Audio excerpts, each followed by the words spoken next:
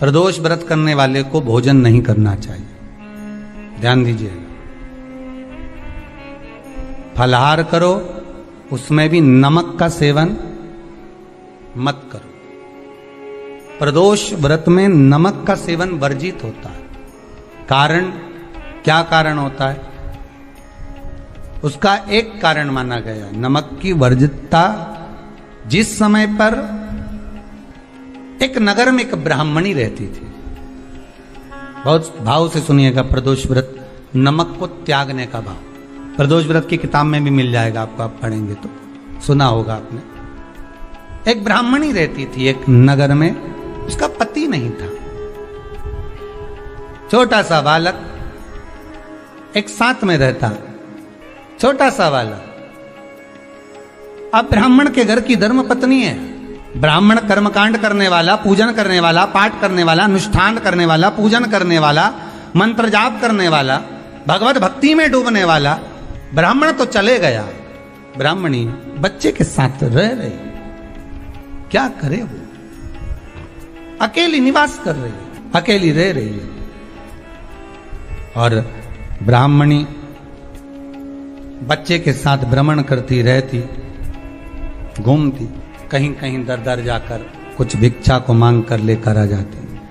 और भिक्षा लाने के बाद में उस भिक्षा को जब लेकर आती तो अपने बच्चे को भी खिलाती और स्वयं भी उसका पान करती। एक दिन ब्राह्मणी भ्रमण करते करते प्रदोष काल के समय पर शिव मंदिर में प्रवेश करी। प्रदोष काल के समय पर, और शंकर मंदिर में जब प्रवेश करा, प्रदोष काल किसको कहते हैं?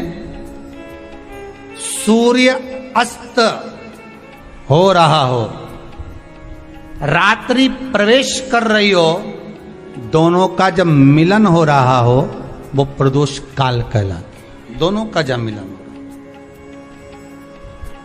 सूर्यास्त हो रहा हो, रात्रि अपना चरण बढ़ाने के लिए आगे बढ़ रही हो, और दोनों का जब मिलन हो रहा है वो प्रदोष काल है, वो प्रदोष का समय है। ब्राह्मणी मंदिर में प्रवेश कर रही, जब ब्राह्मणी मंदिर में प्रवेश करी, मंदिर के अंदर पहुंची, प्रदोष काल का समय था, प्रदोष का समय चल रहा था।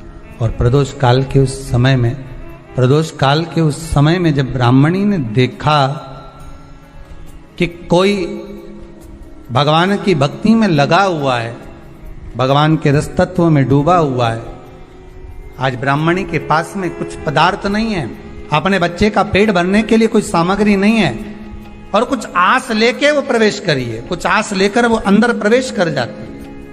कोई ऋषि की पत्नी, कोई ब्राह्मण जन की अर्धांगिनी उस प्रदोष के समय पर शंकर का अभिषेक पूजन कर रही थी, भगवान शिव की आराधना कर रही थी, भगवान की भक्ति में डूबी हुई थी। जब भगवान शिव की आराधना में डूबी हुई है, आराधना कर रही है, ये कुछ पाने के लिए चली गई, ये कुछ पाने के लिए गई, और इसके मन में आया कि मैं कुछ, मुझे भोजन का कोई पदार्थ मिल जावे, मुझे कुछ भोजन मिल जावे, और जब मुझे भोजन मिल जाएगा तब मैं जो पाऊंगी अपने बच्चे को भी पाऊंगी।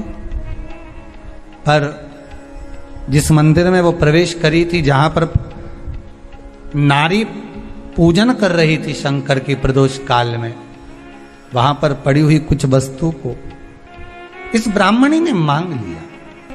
मेरे बालक को बहुत भूख लगी है, मेरा बच्चा बड़ा भूखा है, इसके भोजन के लिए थोड़ी सी सामग्री दे दीजिए, इसके भोजन के लिए थोड़ा सा कुछ रस तत्व दे दीजिए।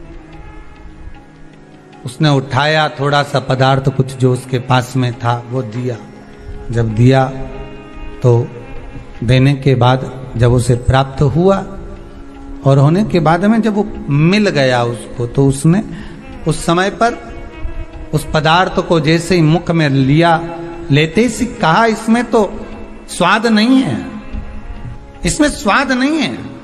उस ब्राह्मणी ने बड़ा सुंदर एक संवाद कहा। घर का जो बड़ा होता है ना, घर का जो बड़े होता है, घर का बुजुर्ग जो होता है, घर का जो प्रथम स्थल प्राप्त करने वाला, मेन कुर्सी पर अच्छी जगह पर जो बैठने वाला होता है ना, ब्राह्मणी कहती है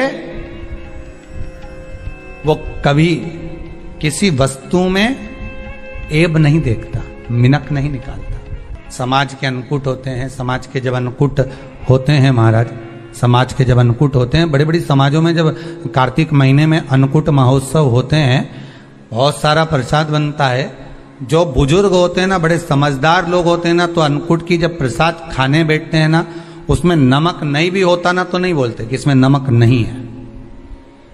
पर जो हमने डोनेशन दिया है, जब तुम आए थे समाज वाले, तो हमने 1000 का लिफाफा दिया, 500 का लिफाफा दिया, 2000 का लिफाफा दिया, और भोजन ऐसा बनवाया।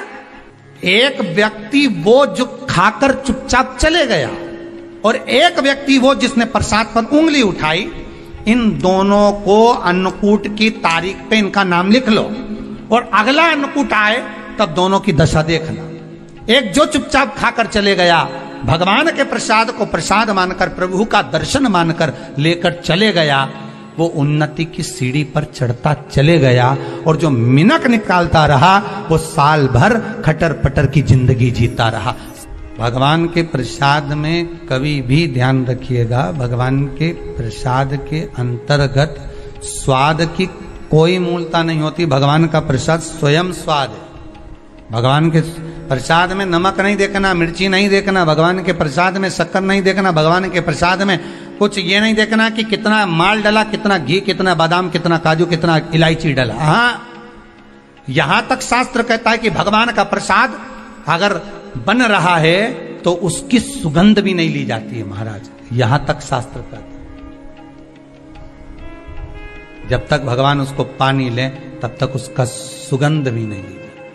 और कई कई जगह तो भगवान को प्रसाद अगर सूखा सामान हाथ में आ गया, इलायची कैसी है, मंदिर के अंदर जाने वाली है भगवान को डलने के लिए, लाओ यार किसकी दुकान से आई इलायची बताओ, इलायची तो 25 बार सूंघा, हाँ हाँ अच्छी है, अब सूंघ लिया तो भगवान इसको स्वीकार करेगा क्या?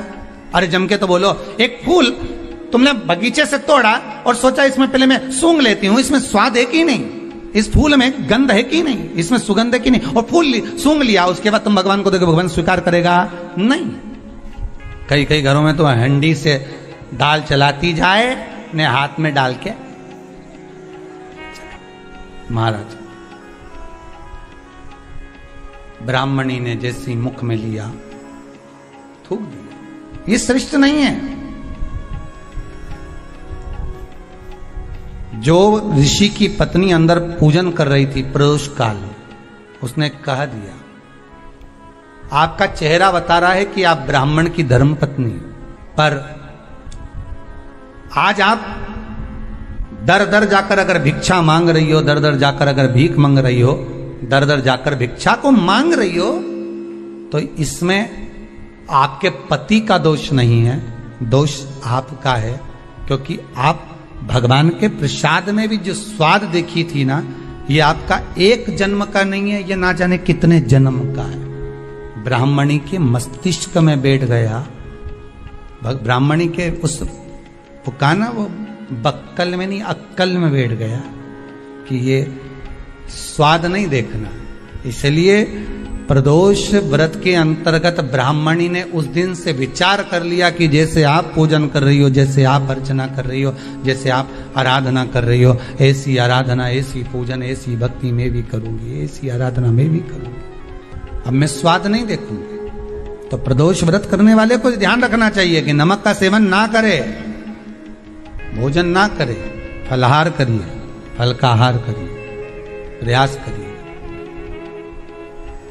और यदि आपने व्रत का ले लिया भोजन का कि हम तो एक टाइम फलाहार करेंगे, एक टाइम भोजन करेंगे, ऐसा भी कई लोग प्रदोष ले लेते हैं, तो वो बात आपकी है, आप तक रखो, ठीक है, अपने मन तक। ठीक है, बाबा आपकी मनोकामना पूर्ण करे, वो भी भाव।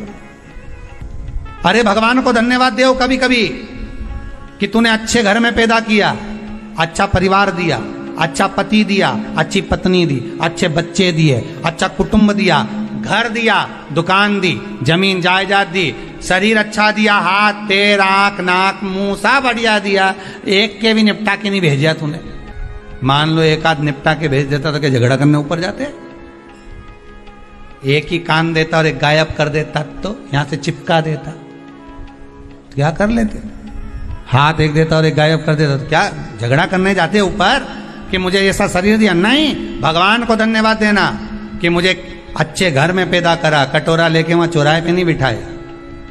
तूने अच्छा घर दिया, 2 समय की रोटी दे रहा है, खूब जोरदार शरीर दिया, भजन करने का मुहूर्त दिया, और बचा कुचा था तो ये सियोर वाला महाराज दे दिया, कथा सुनाने वाला।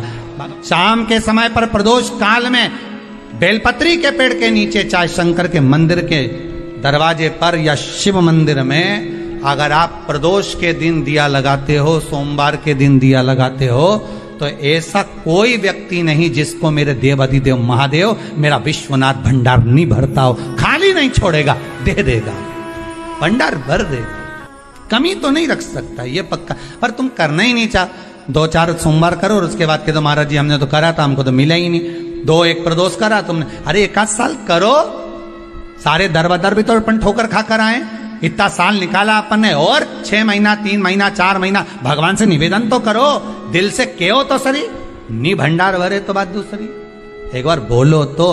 पर जगत के लोगों के सामने जाकर मत कहना, कहना तो देव अधिदेव महादेव से कहना। प्रदोष व्रत करने वाले को प्रदोष के दिन प्रयास करना चाहिए कि रात्रि के समय पर आधा घंटा, 10 मिनट, 20 मिनट जागरण करे। जागरण मतलब थोड़ा भगवान का भजन कर ले। भले 4-5 माताएं इकट्ठी नहीं हो तो अपन अकेले ही कर लो। अपन अकेले कम है क्या भाई? अपन कम पड़े, आराधना अकेले भी करो, जागरण करो। जब आपकी 11 प्रदोष हो जाए, 26 प्रदोष हो जाए, तब उद्यापन करो। उद्यापन 2 ब्राह्मणों को जोड़े से बुलाओ, ब्राह्मणों को जोड़े से बुलाकर उनके चरणों की पूजन कर कर, आराधना कर कर, सुंदर मंडप तैयार कर कर भगवान का, उसमें सुंदर रंगोली डालकर, मंडल बनवा कर पूजन करो शंकर भगवान की प्रदोष का। एक दिन पहले गणेश की आराधना करो, पूजन करो, और प्रदोष वाले दिन जो मंडल बनाए हैं पूजन अर्चना करने के लिए, जो स्थान दिया है, उसकी आराधना करो। खीर की आहुतियां दीजिए 108 बार। जो ब्राह्मण आए उनके माध्यम से मंत्रों द्वारा पूजन कराकर खीर की आहुतियां दीजिए शिव नाम महाराज। फिर ब्राह्मणों को जोड़े से भोजन कराकर, चरणों को नमन कर कर, दक्षिणा प्रदान कर कर, निवेदन कर कर ब्राह्मणों से कहें, हे ब्राह्मण देवता, आप हमें आशीर्वाद प्रदान करें कि जिस प्रदोष का हमने व्रत किया है उस व्रत का पुण्य फल हमें प्राप्त हो। ऐसा ब्राह्मण चरण को नमन कर कर, प्रणाम कर कर उनसे अपने मस्तक पर अक्षत छुड़वाएं। फिर नमन कर कर, भोजन कराकर विदा करें। शाम को भगवान का जागरण करें। ऐसे प्रदोष व्रत का उद्यापन कर अपने जीवन को सार्थक बनाएं। ऐसा सुंदर प्रदोष व्रत का व्याख्यान वर्णन स्कंद पुराण में करा गया। वही स्कंद पुराण का प्रदोष व्रत का वर्णन आपको शिव महापुराण के इस सुंदर संवाद में किया गया।